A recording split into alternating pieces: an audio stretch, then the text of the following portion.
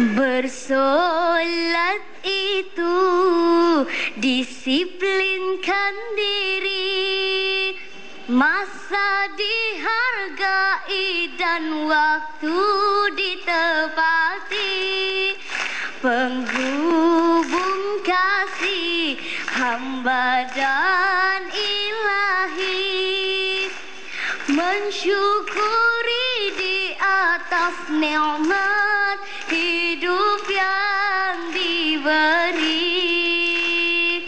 Assalamualaikum warahmatullahi wabarakatuh. Perintah dari langit, itulah bicara Farhana pada pentas akhir ini. Tuan-puan, Sayyidina Ali apabila nak solat menggigil kerana takut kepada Allah, menghadap Allah yang Maha Kuasa. Namun hari ini ramai orang yang solat bermain-main. Allahu Akbar. Kring kring, kring kring. Mana telefon aku ni? Halo? Bah, aku tengah solat ni. Aku tengah solat. Kau dah percaya aku solat? Bah, aku selfie untuk kau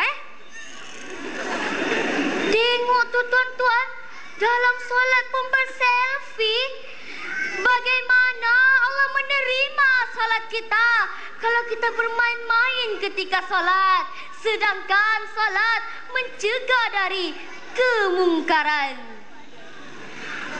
A'udzubillahi minasyaitonirrajim. Wa aqimis shalah.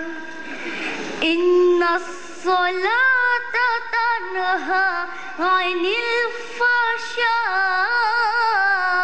wal munkar. Dirikanlah salat, sesungguhnya salat mencegah dari perbuatan keji dan mungkar. Tuan-puan, solat adalah tiang agama. As-salatu imaduddin. Sesiapa yang mendirikan solat, dia mendirikan agama. Sesiapa yang lalai di dalam solat, dia meruntuhkan agama. Betapa ramai orang sakit tidak solat. Betapa ramai orang tengok bola tidak solat. Pergi melancong tidak solat. Tuan-tuan, sebelum Nabi wafat, dalam keadaan nazak sakaratul maut, Nabi menyebutkan as-salah, as-salah, as-salah. Wahai umatku, bersolatlah kamu. Janganlah kamu meninggalkan solat. Utamakanlah solat. Pentingkanlah solat. Ingatlah tuan-tuan, di dalam kubur ada seekor ular sujamul akram yang akan mematuk orang yang tidak solat. Sekali dipatuk 70 tahun terasa siksa. Kukunya daripada besi, matanya daripada api.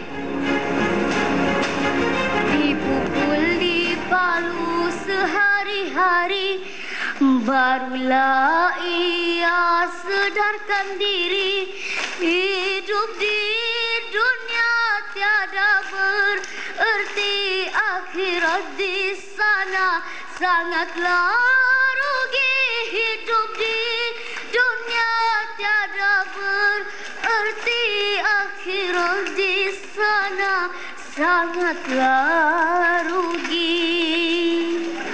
Tuan-puan, betapa banyaknya kelebihan orang yang menjaga solat. Malaikat menaungi orang yang menunaikan solat. Bayangkan, rumah kita ialah rumah Allah.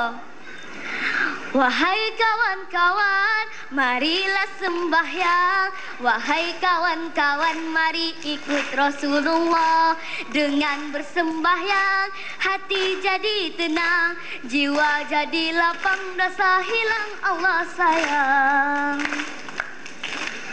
Para ibu dan ayah, Kami anak-anak berasa bangga apabila seorang ayah menjadi imam kepada kami. Seorang ibu membimbing dan mengajar kami solat. Oleh itu, marilah kita jaga solat. Allah akan menjaga kita. Negara kita akan jadi kuat kalau kita menjaga solat. Ingatlah tuan-tuan, orang solat pun belum tentu selamat, apatah lagi orang yang tidak solat langsung. Sekian, wabillahi taufiq wal hidayah. Wassalamualaikum warahmatullahi wabarakatuh. Waalaikumsalam warahmatullahi